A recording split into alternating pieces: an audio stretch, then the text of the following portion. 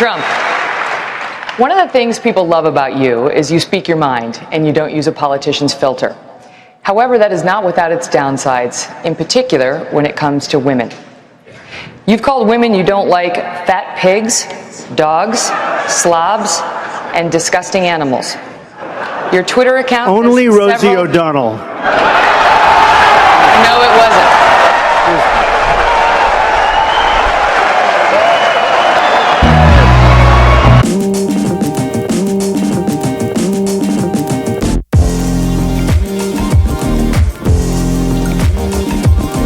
You're not going to see any of that tonight. I can promise you that. You know, I was really excited about streaming the debates tonight. I'm going to talk about that. So stick around at the end because there's a lot of tricky stuff legality-wise, copyright-wise. I know a lot of you guys have heard about what CNN is doing, but not only are they preventing people like me and independent media journalists and commentators and analysts and really free press to comment on this, but they have added so many constraints, parameters, provisos, stipulations that it just boggles the mind. Like they truly believe, as a nation, that you, me, and the entire American populace are complete morons. They have zero respect for our level of intelligence, critical thinking. They think they can pull the wool over our eyes. They're doing everything imaginable to give the utmost advantage to Tombstone Vegetable in Chief, rigor mortis Biden. Now, I just heard literally as I'm recording this, a new breaking news just came in. Biden has rejected the drug test pre-debate that Trump demanded. So let me get this straight. You demanded no mics, no audience, no interruptions. Everything has to be calculated. Everything has to be moderated and constrained. Now there's even reports that you're not even going to allow these guys to shake hands before the debate. What happened to decorum? What happened to, America? What happened to the First Amendment? What happened to freedom of speech? You cannot have an engaging, lively, this is why everybody watches podcasts. This is why Joe Rogan is number one in the entire world. This is why everybody listens and watches to podcasts now, as opposed to these highly regimented, robotic, rigid programs that you see on cable news networks and things of the like, the woke corporate media. You cannot have any type of, for lack of a better word, just vibe. I don't know when the last time I've ever had an amazing, stimulating conversation, which that is the whole purpose of a conversation, even if it's just to be silly and entertained, there's some kind of stimulation. There is a human component that AI can never duplicate, at least in our lifetime. It may in the next 50, 100, 200 years, but right now, not even close. And that is the human component of spontaneity, improvisation, of navigating and adaptability, maneuvering, dancing with one another, linguistically, conversationally. All of the greatest conversations that I've ever had in my life have never, ever come with a list of parameters. Not once have I ever engaged in a conversation that had any kind of lasting, impactful, power if it came with a bunch of, rules and guidelines and policies. And it's just, the sad fact is it's leaning all the way toward a decisive and mountainous advantage, just gently, conveniently handed off over to rigor mortis Biden. You don't believe me? Watch this. Welcome to the set of the CNN presidential debate. We want to give our viewers a sense of the rules of the debate so that when they watch it, they can understand how President Biden and President Trump will be engaging with each other. Tomorrow night, just after 9 p.m. Eastern, President Biden will enter from the right side of your screen. President Trump. Welcome to the set of the CNN presidential debate. We want to give our viewers a sense of the rules of the debate so that when they watch it, they can understand how President Biden and President Trump will be engaging with each other. Tomorrow night, just after 9 p.m. Eastern, President Biden will enter from the right side of your screen. President Trump will enter from the left side of your screen. The podiums are 8 feet apart. Directly across from them, the moderators, CNN's Jake Tapper and Dana Bash. Now, a reminder, this is a television studio. There's no audience. Candidates will have 2 minutes to answer questions and 1 minute for responses and rebuttals. At the moderator's discretion, there may be an additional minute for follow-ups, clarifications, or responses. So how does a candidate know how much time is left to speak? Attached to the cameras in the studio and in the candidate's field of view are the timing lights.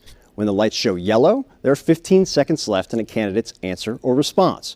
When the lights flash red, there are 5 seconds left. And when the display is solid red, the time is up. At that point, the candidate's microphone will be turned off, and the other candidate will have their microphone turned on. My colleague, Victor Blackwell, has more on that. Thank you, Phil. If we go behind the podiums, you can see 2 green lights. When they're on, they signal to the candidate his microphone is on. When the green lights are off, they signal to the candidate his microphone is off. Now I want to give you a sense of what it will look like for viewers at home if a candidate whose microphone is off interrupts a candidate whose microphone is on. So I'm standing at one podium, and I'll ask Phil to come in and take the other podium. And so let's say I'm answering a question. My light is green, and I'm speaking. Phil's microphone is off, and his green lights are not illuminated. He's going to interrupt me as I'm speaking, and this is what it will sound like. My volume remains constant, while Phil's interruption can be difficult to understand. Let's try the opposite. My microphone is now on. Victor's microphone is off, and he's going to interrupt me.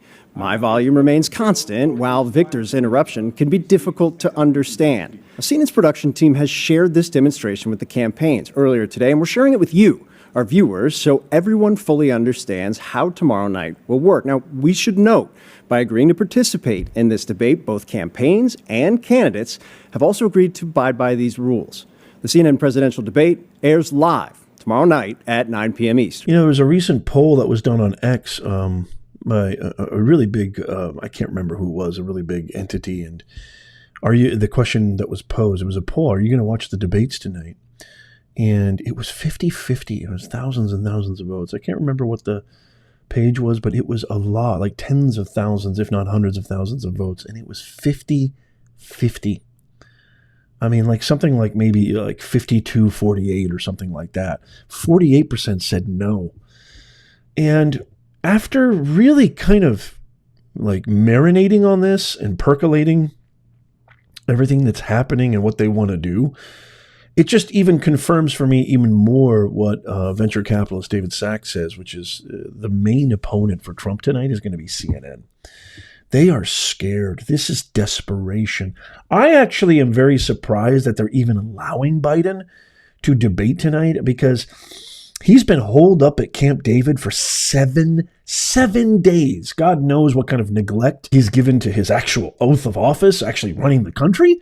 But 7 days with over a dozen different advisors. The fact that he refused and rejected a drug test says plenty. I mean, he could have easily, if you have any depth at all, if you have any understanding of the pulse of American public, there is a rising concern, especially with his son being a complete train wreck, the cocaine that went missing at the White House not that long ago. All he had to do is be like, sure, I'll take a drug test. Trump agreed to one. Trump said he would take one. I mean, you know, you do have to take drug tests for a lot of positions and jobs in America. It seems like, you know, the number one job of all time. Maybe it warrants such a thing. He could have easily dispelled all the rumors, all the scrutiny, all the speculation. He could have just quashed all of that. But no, he rejected it. So it's just going to increase. No matter how much they pump him full of juice, no matter all the people that are just screaming and talking in his ear. Also, I hope they check for an earpiece too. He probably is going to have some kind of clandestine audio device where he can get spewing answers from Obama, probably. But I think that it's a big mistake. The risk versus reward for Biden here. I mean, Trump's going to dominate him, and the fact that they're going to cut off, you're going to see more of Trump's mic cut off in this debate than you ever have in any presidential debate or any debate, period. He's just going to have more of an arsenal to say in his campaign that, look, this is what fake news does. This is what corporate media. Did you see how many times they cut off my mic? Did you see how many times they helped Biden? It's just going to fuel that narrative. And so I don't see any reward. I think this is going to be the most constrained inhuman is really the best adjective. Conversation, debate. It's not even really a debate. It's like two separate interviews with two ridiculous moderators in Fake Tapper and Dana Bash, who should actually recuse herself because her husband has specific ties with the 50 spies that were accused in a very ongoing current investigation with the Judiciary Committee.